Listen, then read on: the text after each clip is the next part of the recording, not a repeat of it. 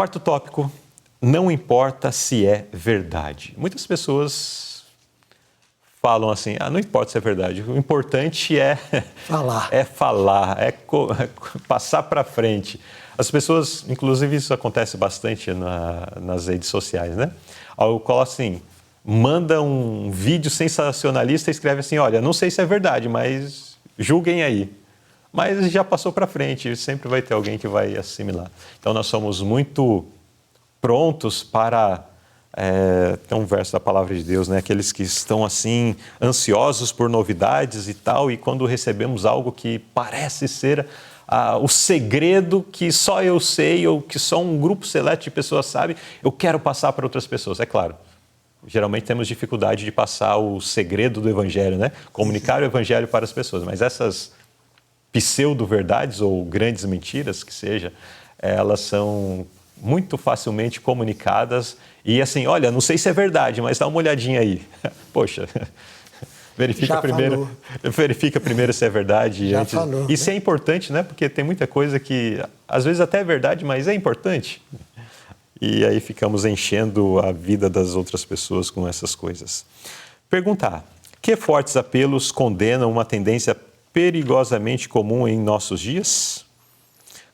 Quais são os apelos apresentados na palavra de Deus contra essa tendência de falar a mentira, de compartilhar fake news, de compartilhar meias verdades, etc. e tal? Isso não pode ocorrer, isso não pode acontecer. Né? O salmista disse, Senhor, quem habitará no teu tabernáculo? Quem morará no teu santo monte? Aquele que anda sinceramente e pratica a justiça e fala a verdade no seu coração. E mais, aquele que não difama com a sua língua, nem faz mal ao seu próximo, nem aceita nenhum opróbrio contra o seu próximo. E Coríntios 1:13-6 diz, não folga com a injustiça, mas folga com a verdade. Então essa tendência, né, de praticar o mal contra o seu próximo, isso fará com que você não consiga habitar nos montes do Senhor. Né? Exato. Certo. E a nota desta pergunta é uma nota até um tanto longa, mas eu preciso ressaltar alguns pontos aqui. Pois não. Então, primeira parte ainda está no primeiro parágrafo, que diz assim: será que o fofoqueiro de plantão se importa se está difamando inocentes? Porque às vezes ele não sabe nem se é verdade aquilo que está compartilhando, né? Será que o fofoqueiro... Né? Será que ele se importa se está difamando inocentes? Ele não impedirá essa obra maligna, mesmo que ela destrua a esperança e a coragem naqueles que já estão sucumbindo sobre o peso dos próprios fardos. Ele quer apenas satisfazer sua inclinação para criar escândalos. Às vezes até é verdade, mas é uma verdade necessária de ser compartilhada? Pois é. Então, mesmo verdades acerca de terceiros, isso se torna fofoca. E às vezes aquela verdade já é um fardo pesado que alguém está carregando. Aqui faz menção, né? A pessoa já está sucumbindo sobre aquele fardo, mas a pessoa precisa compartilhar, precisa falar, precisa colocar o seu brilho, né? Precisa, enfim, publicar algo que não tem a menor necessidade. O que importa é causar o escândalo, o que importa é satisfazer a minha alma em ser um grande fofoqueiro. E se mostrar melhor do que aquele que é. Tem até uma frase, eu não sei se já passou, mas deixa eu ver aqui.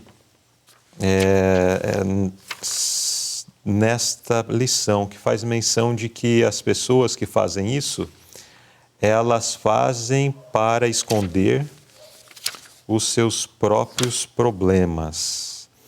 Vai estar no quinto tópico, é uma frase da nota, mas eu vou trazer aqui. Diz assim: há alguns que apontam para as falhas e fracassos dos outros para desviar a atenção dos seus, ou para ganhar crédito pelo grande zelo que mantém por Deus e pela sua igreja. Então, para se esconder, né? A outra frase diz assim: até mesmo aqueles que afirmam ser cristãos fecham os olhos para tudo que é puro honesto, nobre e amável, e colecionam o que é censurável e desagradável para publicarem ao mundo. Olha só, ao invés de armazenar no coração e na mente boas ações, boas experiências, boas coisas, não. Coleciona o que é ruim. Conheço um defeito aqui do irmão Edivaldo, eu não conheço, e nem preciso conhecer nunca na minha vida. Mas se conheço, aqui exemplificando, né? Conheço o defeito do irmão Edivaldo, conheço um defeito aqui da equipe de produção, conheço um defeito de algum irmão, quando chega, olha, você não sabe, lá o irmão Edivaldo participou da lição, mas coitado do irmão Edivaldo, etc. E começa a falar, né? Esta é uma atitude censurável. Essa é uma atitude, só utilizei a palavra aqui da nota, né? Mas é uma atitude reprovável ou reprovada pelo céu. E muitas vezes nós participamos disso, irmãos. Às vezes não participamos falando, mas participamos ouvindo, compactuando com esse mal que essa pessoa está realizando. Será que nós podemos dizer que somos filhos de Deus, o povo santo que está se preparando para o último clamor, dar o último sonido na pregação do Evangelho nesse mundo? Deveríamos ter vergonha disso. Deveríamos ter vergonha dessa situação que é extremamente comum entre o povo de Deus. Nós estamos numa condição terrível e graças a Deus por essa lição. Graças a Deus por essa advertência que está vindo para nós.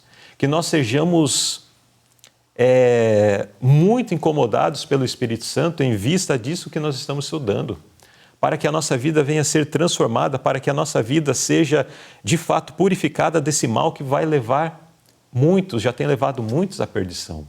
Não vamos compactuar com esse mal, sendo propagador ou sendo receptores, dando público, né? Sendo público daqueles que gostam de publicar pecados ou interpretações, né, da vida alheia. Vocês mesmos abrem as portas para Satanás entrar. Vocês lhe dão um lugar de honra em sua investigação ou reuniões de inquisição. Às vezes reuniões, quanto disso já aconteceu na história entre o povo de Deus? Reuniões para discutir e descobrir o pecado do outro, para agir então depois como juízes. Aqui diz que quando fazemos essas coisas, nós estamos abrindo a porta para Satanás entrar. Que povo de Deus somos se nós fazemos uma ação dessa? São línguas invejosas, né? Vingativas. Isso, daí mais à frente faz menção disso. A frase anterior ainda. Mas não demonstram respeito pela excelência de um caráter estabelecido por anos de fidelidade. Às vezes a pessoa sim errou, conforme está escrito aqui. A pessoa errou, a pessoa fez alguma coisa equivocada, que pode ser inclusive muito grave, mas diz aqui que quando nós agora começamos a destruí-lo com as nossas palavras, nós não demonstramos respeito pela excelência de um caráter estabelecido por anos de fidelidade.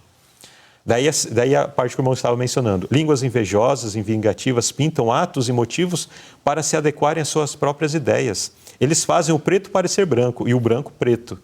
Quando criticados por suas declarações, alguns dizem: não, mas o que eu estou falando é verdade, elas são reais.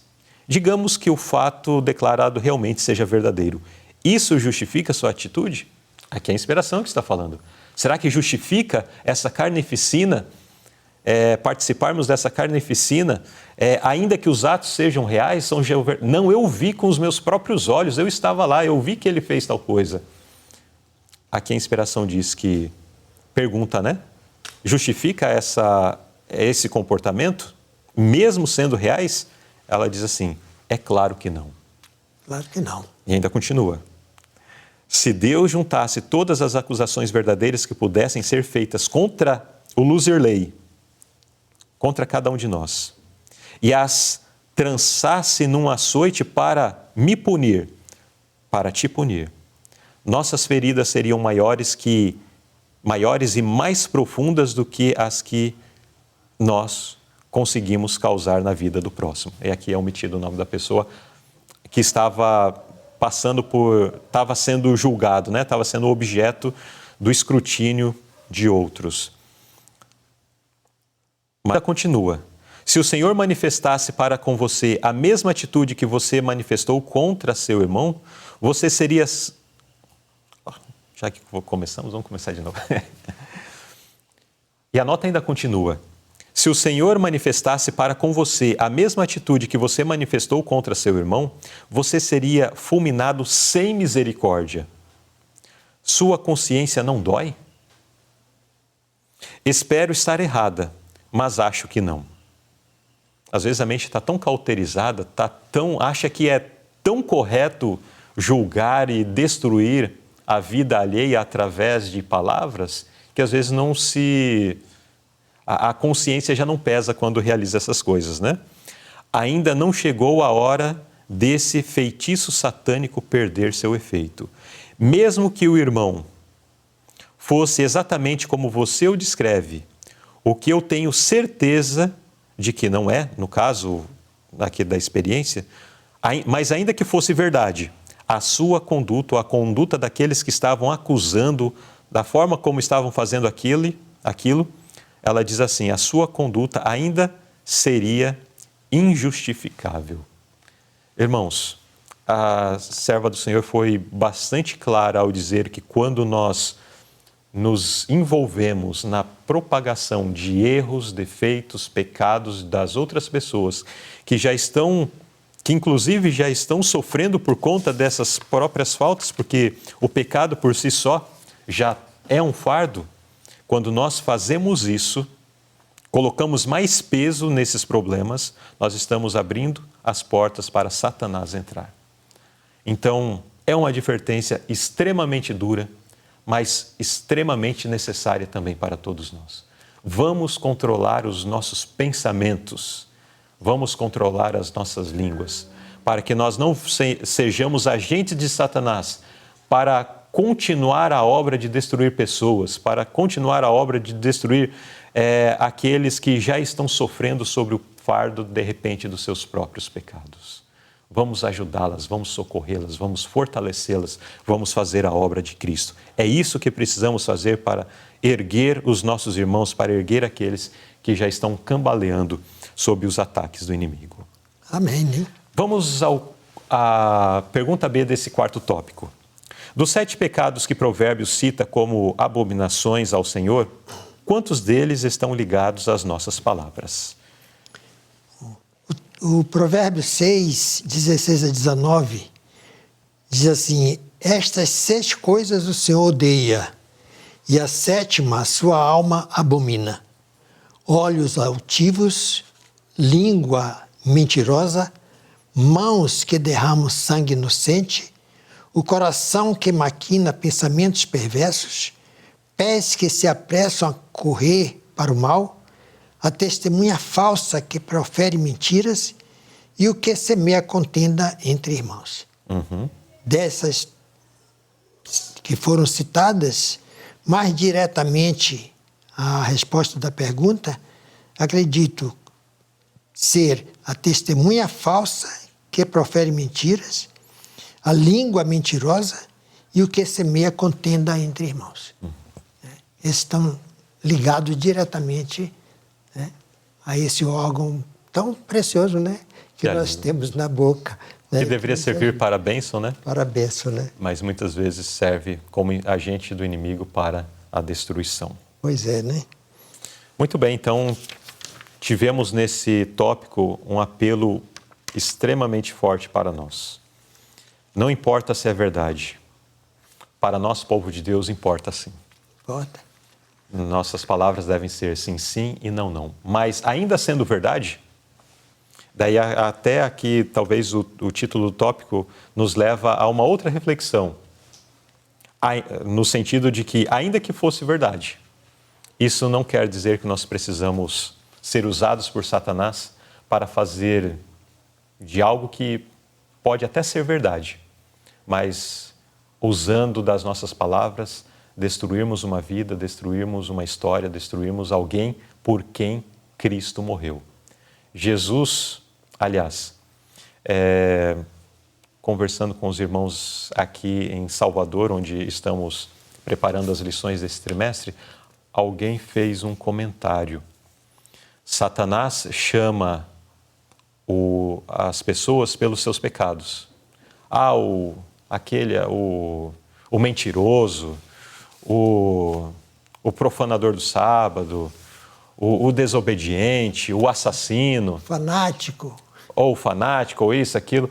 Satanás chama as pessoas pelos seus pecados, mas Jesus nos chama pelo nosso nome.